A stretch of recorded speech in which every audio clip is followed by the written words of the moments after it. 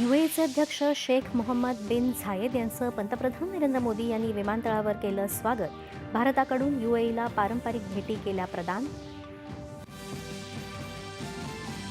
उद्योग आणि गुंतवणूक स्नेही धोरणांमुळे दावोसच्या जागतिक आर्थिक मंचावर यंदाही महाराष्ट्राचाच डंका वाजेल, मुख्यमंत्री देवेंद्र फडणवीस यांनी व्यक्त केला विश्वास.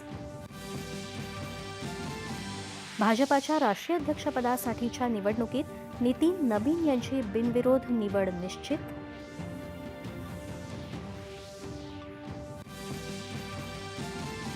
पोलंडनं भारताच्या शेजाऱ्यांच्या दहशतवादाला प्रोत्साहन देणारी कृती करू नये, दहशतवादाविरोधात शून्य सहिष्णुतेची अपेक्षा एस जयशंकर यांची स्पष्टोक्ती.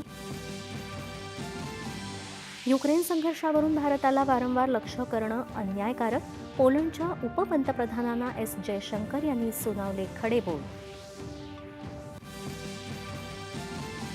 जागतिक नाणेनिधीनं भारताच्या विकासदराच्या अंदाजात सुधारणा करत 7 ऐवजी 7.3% वाढीचा नवा अंदाज केला जाहीर. विकसित भारत जी रामजी कायद्याबद्दल काँग्रेस देशाची दिशाभूल करत आहे, केंद्रीय कृषी तथा शेतकरी कल्याण मंत्री शिवराज सिंह चौहान यांचा आरोप. 2025 या आर्थिक वर्षात भारतानं 4.25 लाख कोटी रुपयांची केली इलेक्ट्रॉनिक्स निर्यात, अश्विनी वैष्णव.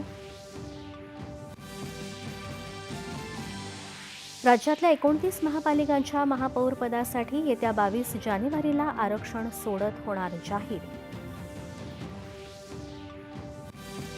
उल्हासनगर महानगरपालिकेत वंचितच्या 2 नगरसेवकांनी शिवसेनेला पाठिंबा दिल्यानंतर सेनेचा सत्ता स्थापनेचा मार्ग मोकळा, तर ठाण्यात भाजपाची महत्त्वाच्या पदांची मागणी. आणि जागतिक बाजारात गुंतवणूकदारांकडून मागणी वाढल्यानं चांदीच्या दरानं गाठला 3 लाख रुपये प्रति किलोचा नवा उच्चांक.